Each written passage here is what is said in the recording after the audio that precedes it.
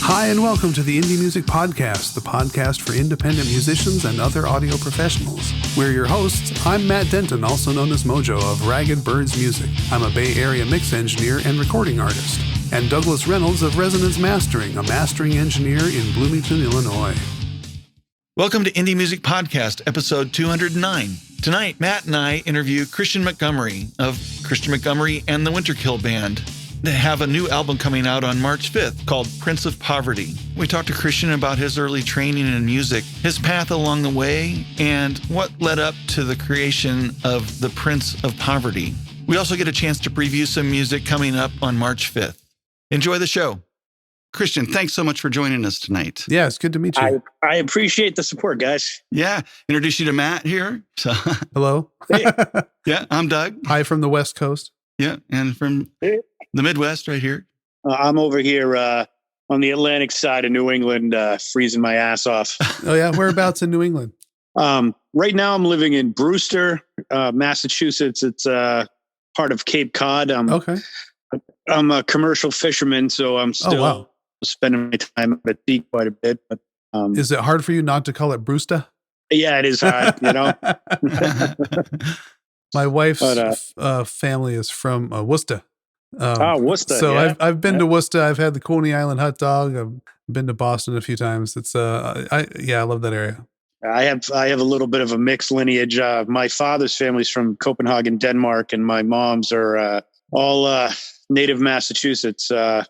So that's funny. Yeah, my wife is part Danish herself. She's Christensen. So isn't that funny? That's a name.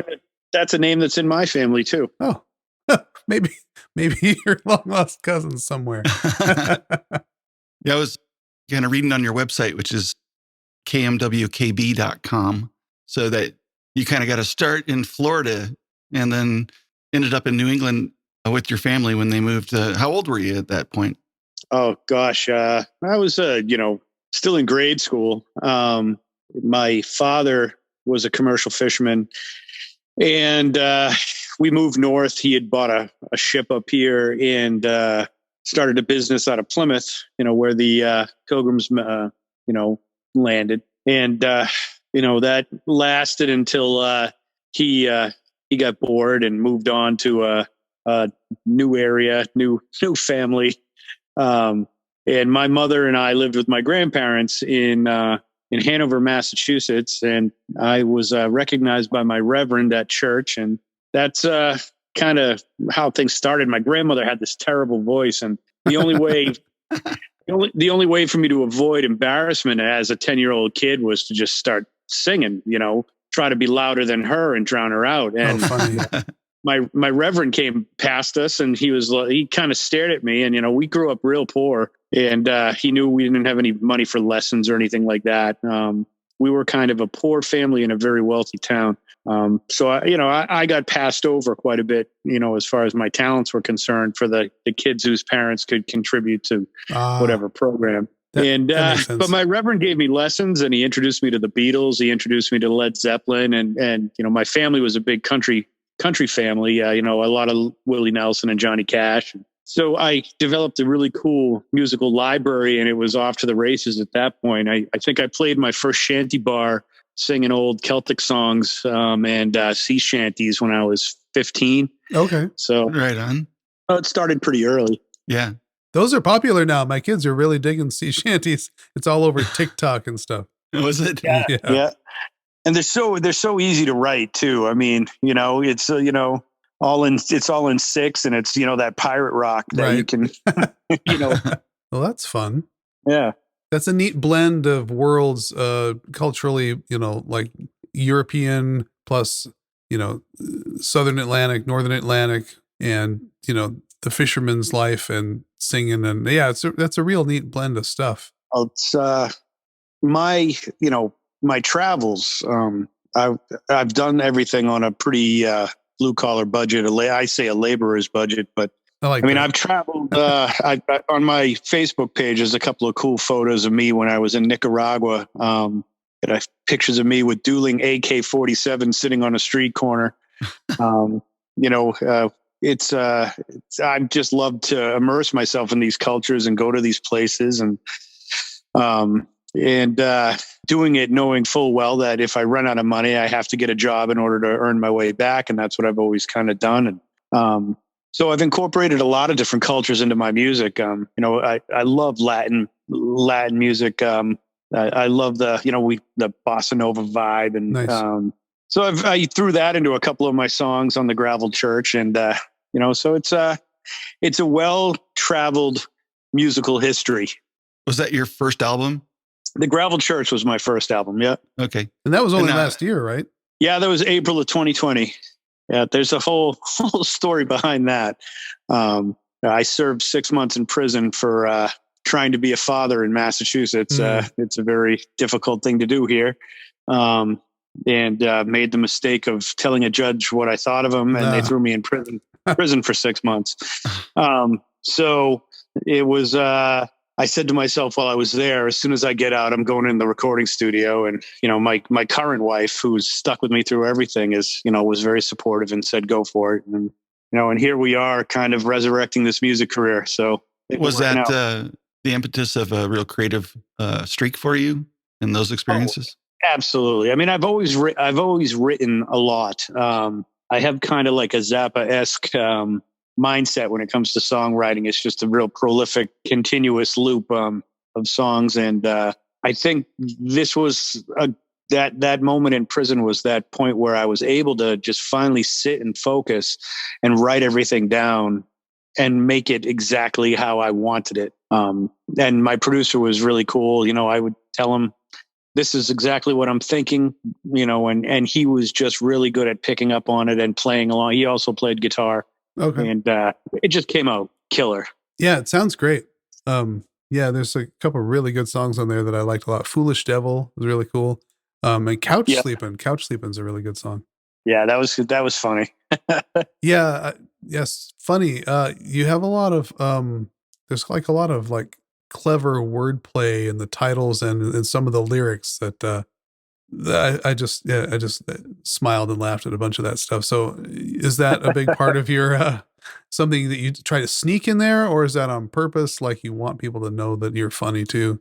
No, it's just kind of spur of the moment. I mean, the way that I write music is usually, just sitting somewhere with my guitar or in front of a piano and a phrase, a certain phrase will pop into my head and I'll work around that, or just a certain vibe to a guitar lick that, moves to a chorus. And, I guess, there's definitely not like divine intervention or anything like that involved, but it's these, I feel as though they kind of write themselves. And, a couple of the songs like, She's No Cadillac. Yeah, that was another one that was cracking me up. Yeah, on the Gravel Church, it was a song, about a girl I had dated at the time. And, it was after my divorce and after a lot of life changes. And she, ended up choosing a different guy. And, a fellow that I really, like. He's a good guy. But, she didn't choose me, and I might have been a little bitter. And, I mean, that one line, I heard that she'd broken down and had to get towed back to town. I heard she blew a piston and a couple of my former friends. Yeah. That was the part that I was laughing. I'm like, oh, here it comes. Yeah. That was a great line. Great line. Yeah. I mean, and one of my buddies who's got a recording studio. I haven't worked with him yet, but he's put out some, pretty major label releases. He said, he goes, normally, Kristian, he goes, yeah, I pride myself on trying to ask artists to write lyrics that you can't predict what's coming. He goes, but halfway through that verse, I knew exactly what was coming. And he goes, and I was laughing in anticipation of you finishing the sentence. And I was like, that's cool. All right. I'm glad. I had the exact same reaction. Yeah. I hate it when I can predict a lyric, but I knew that was coming and I was waiting to see how you were going to stick the landing on that one. That was great. Yeah. It came out pretty cool. The Winterkill Band. Yeah. What's who is that? Yeah, who is the Winterkill Band? Well, this time for the Prince of Poverty, my producer Joe Clapp plays guitar on this record. My best friend from childhood, who I spent many a years touring with and playing in different bands with, a guy by the name of Charlie Hill. He's now he's a biochemist. Wow.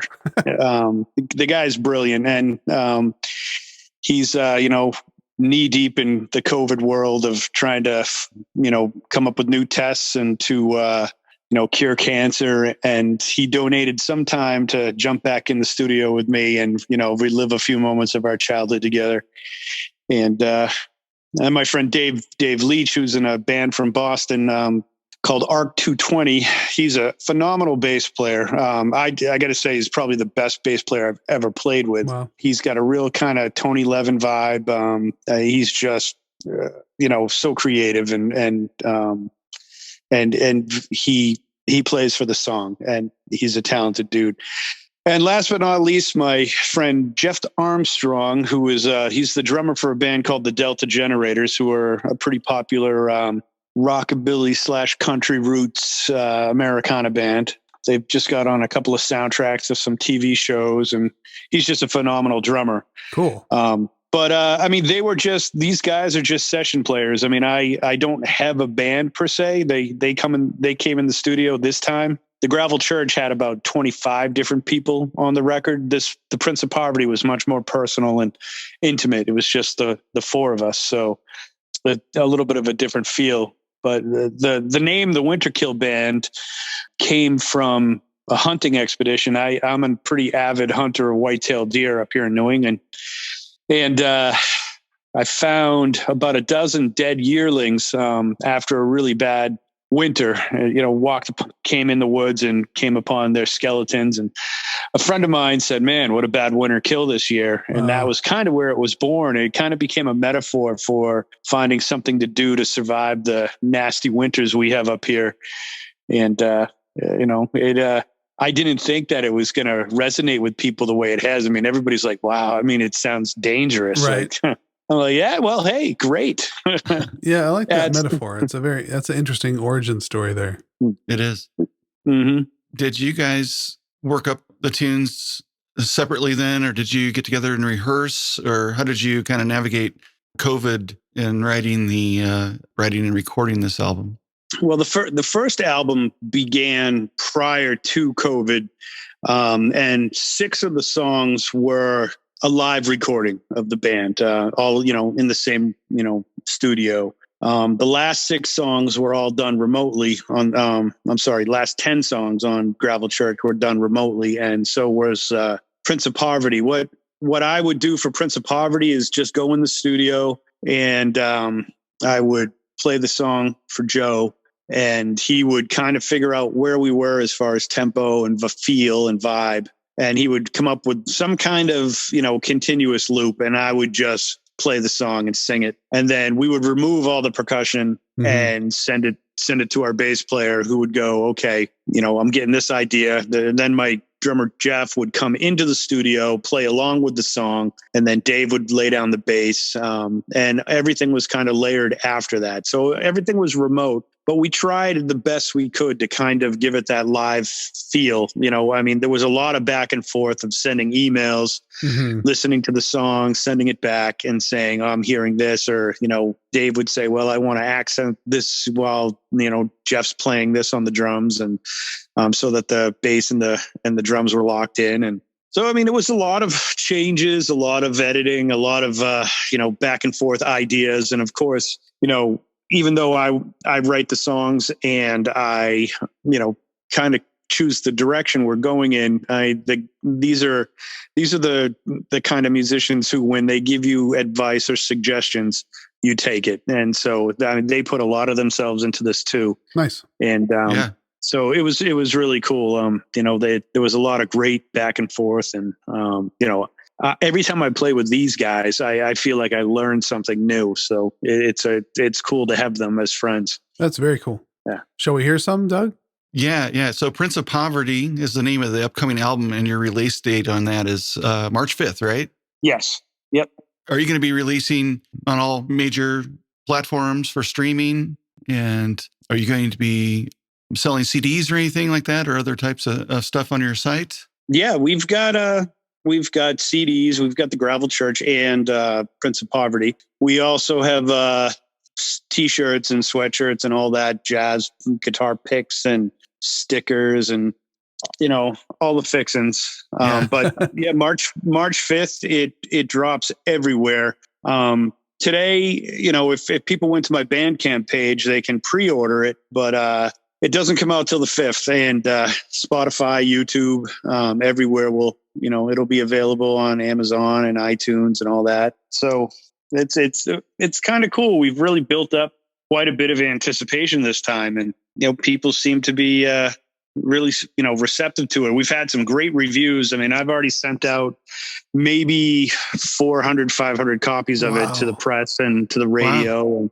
Wow. And the reviews are coming in. I mean, we had a killer review in Italy the other day, Staffordshire, England, Denmark, and here in the States too. So nice. I know a couple of big newspapers tomorrow have some interviews that I did, and that's really all we can do as musicians right now is advertise with the press and radio and bloggers and podcasts. I mean, I reach out to everybody and just say, hey, just take a listen to my music. And if you think it's good enough for your show, I'd appreciate coming on. And I've gotten lucky so far. It's worked out. I think it's really good information, for our listeners, and many of whom are really interested in trying to figure out how to navigate this and how to do it. And, and the work that it takes to put in to get your music out there and get it listened to and get it on the market.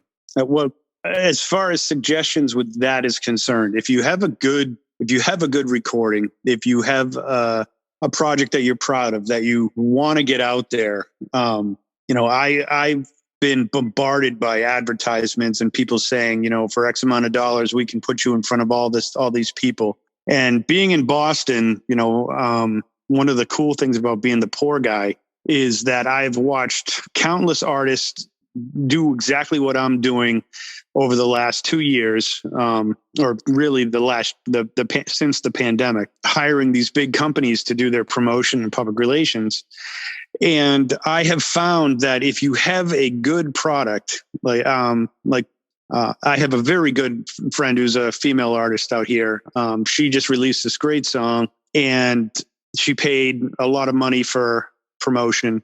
And every time she had a review, I would go to that page, go to the contact us section, send them an email and say, hey, it'd be great if you guys would review my record. And they would. and I mean, so these people who spend all this money, I mean, really all you got to do is research it. These websites love, of course, reviewing music for money, but they're also looking for quality content. And if you're a quality artist, quite often you don't have to pay for that. Yeah, that's a good point. Yeah. I have some music from you and wanted to know if it'd be cool to play a little bit of it here and absolutely let our listeners get a little introduction into the music that's coming out on the 5th in the Prince of Poverty. I wanted to play They'll Remember My Name. What's this song about for you? Well, this song is kind of like the defining song of the record in a way. This song, it's a very blue collar album. It's about how we work till we die here in the United States and how we've been programmed by propaganda to think that, that there's really competition out here and that, if we work hard enough, we can be successful. It's not always the case. The people with the money usually, money stays with money. And this song was my warning to them. This is my ode to, not the government or anything like that, but to the companies and the CEOs who, no matter how hard, we work, they continue to take more and give less. And this was just my song in my way to put them on notice that we're paying attention and we see what's happening. And this has gotten to the point where it's ridiculous and, labor has a value, and it just keeps getting more and more diminished here in the States. And we got to get back to a point where all labor has value and everybody can support themselves. And that's what it's about. Right. Cool. Well, let's listen to a bit of it. Yeah, let's hear it.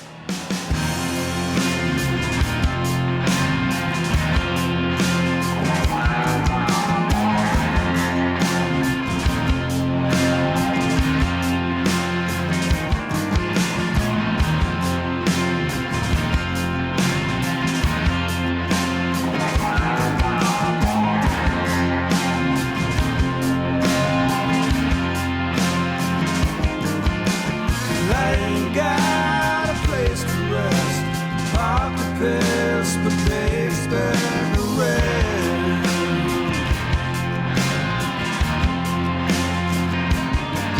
In the shadow of the CEO walks me to death, makes me dig my hole.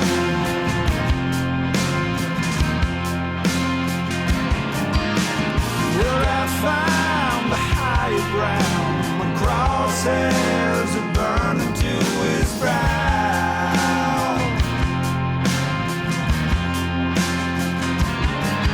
There's a promise of an afterlife, I'll probably hang, so let's go out tonight.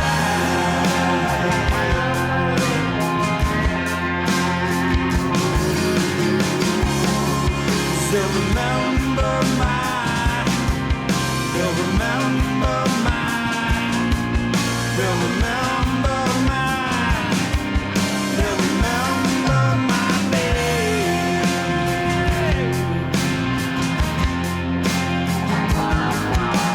That's cool stuff. So Yeah. that's definitely edgier and heavier than your last album, which was very much country singer-songwriter. This sounds a lot more blues rock, southern rock. Southern. I was definitely feeling that. Yep. Yeah, I was kind of went back to my Florida roots with that, and it was it's a song that kind of drives itself, and Mhm. it gets everybody bouncing in tandem. It's a pretty cool vibe. Yeah, definitely. So I like the guitar on that. Yeah. Yeah, I played a Fender Strat, and we threw in a little bit of a talk box, if you can hear it in there. I always wanted to use one. And my that it was funny. I was telling my producer, I'm like, Joe, do you hear that wow wow wow wow? And he's like, yeah, I can do that. And we threw it in there. It was really a Peter Frampton moment. Yep. Nice. Yeah, it's great. I also have That Kind of Love. Yeah. What's the background on this song? Oh, that is an Appalachian love story. That is that is all about that. It's all about that mountain girl that could either make you king of the world or put the weight of it on your back. It's like I always say, those passionate relationships that have that certain amount of crazy are always those win-lose relationships. You're going to win sometimes, you're going to lose sometimes. I'm familiar. Yeah. And, it's all about those girls that, don't mind being barefoot, and, especially, I mean, a little bit, my wife's kind of, a muse for me sometimes. And, she's got absolutely no problem getting the boat in the water all by herself. And she goes hunting with me, and she has absolutely no problem, putting her feet in the mud. But, at the same time, when she dresses up, it's like, holy shit, like this, she can be beautiful too.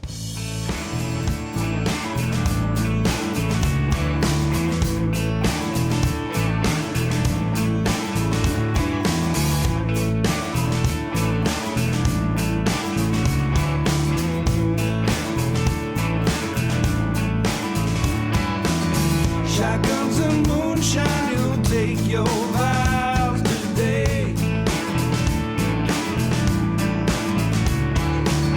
Those Appalachian girls know just what to say.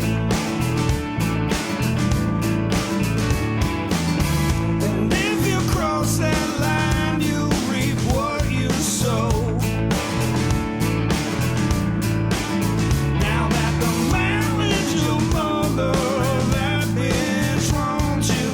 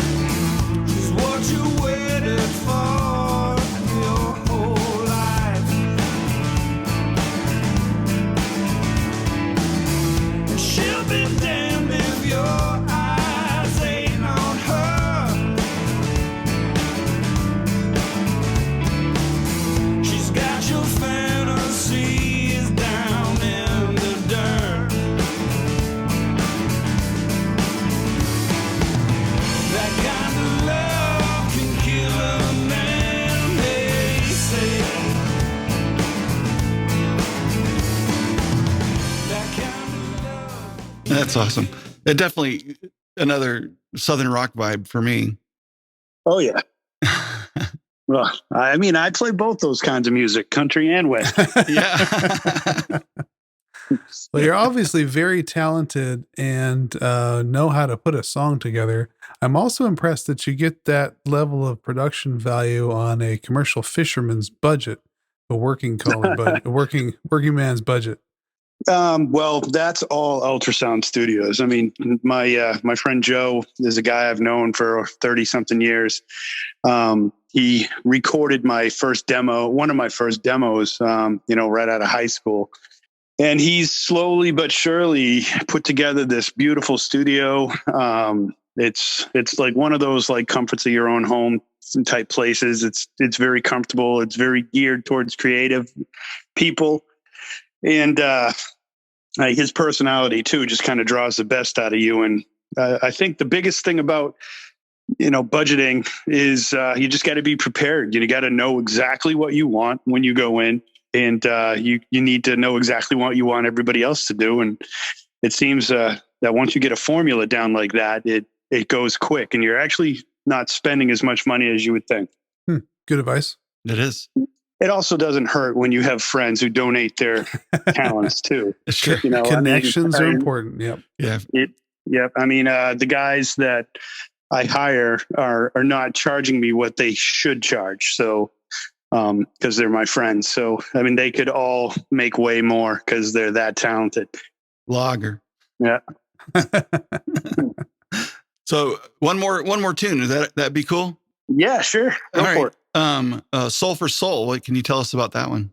Oh yeah, this one's just a very melancholy kind of love story about that relationship that you have with somebody that's very passionate, and that when you have a certain amount of jealousy, when you take a break from that relationship, you go off, and I call them casualties of war. After you're moving out of that passionate relationship, you break a lot of hearts on the way out, and it almost becomes like a competition, to match each other for soul for each broken heart that you leave behind, until you're back together again.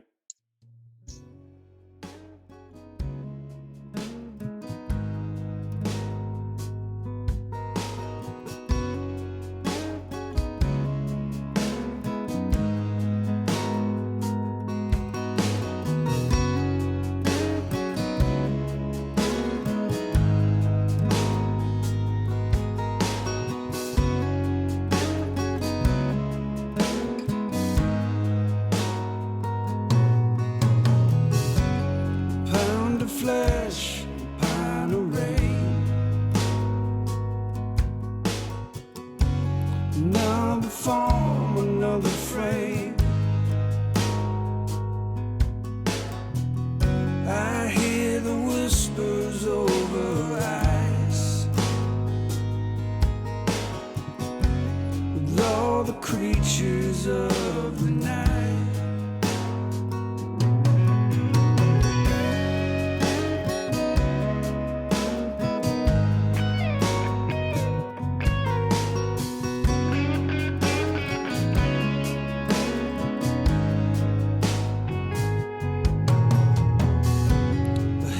Lavender shame. Another world, another name. I bury this, you dig up that. Sometimes the dead keep coming back.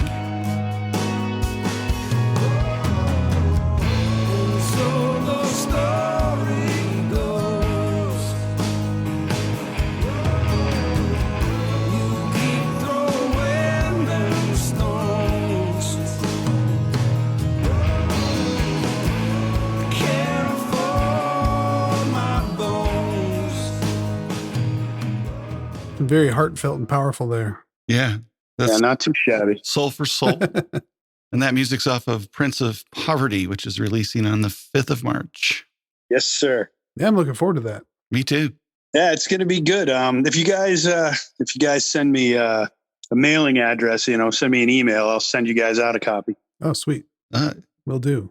Yeah, I want that. Yeah, I already started sharing your songs on social today because I was listening to it. Sweet. Yeah, make sure you tag us in it because we're content's all we got. Yeah, we'll do for sure. Look for new followers. Yeah. And kind of go down the list here just a little bit. So kmwkb.com, that's your website. You're also out on YouTube. Yeah, we're on YouTube, Spotify, Facebook, Instagram, at Winterkill Band on Twitter and all that. So we put up some funny stuff and, some outtakes of me out on the boat and, freezing my ass off. And, Yeah, well, definitely look for some follows because I'll be out there. Cool. We'll get all these links into the show notes so listeners will be able to find it there on the website as well. That's awesome. I truly appreciate it. Well, thank you so much. It was really great to get a chance to play your music for our listeners. And, absolutely. And talk about your music and get the stories behind the songs. Yeah. Yeah. That's really the coolest thing. It is. Oh, yeah. I can't thank you guys enough for the support. I mean, this is huge. And, musicians like myself need you guys. It's a scary world out there. It's the only way we're going to get heard. This has been really enjoyable. Thank you so much. Yeah, thanks so much for being on the podcast with us. And we look forward to your release on the 5th. And then best of luck to you. And, I hope that goes really well for you. Thanks. Yeah. And look forward to connecting with you out on different social platforms. We'll be out there. We'll see you there. Sounds great. All right. Thank you. And thanks everybody for listening. And check out Kristian and the Winterkill Band. All right. And have a great week. Cheers, everybody. Cheers. All right. Thank you. Thanks, Kristian. All right. Bye-bye. No problem. Well, that wraps up another episode of the Indie Music Podcast. Please like and subscribe, share with your friends, or just leave us a review on iTunes if you like what you've heard. Find our social links and episode guide at indiemusiccast.com. Until next time, keep creating.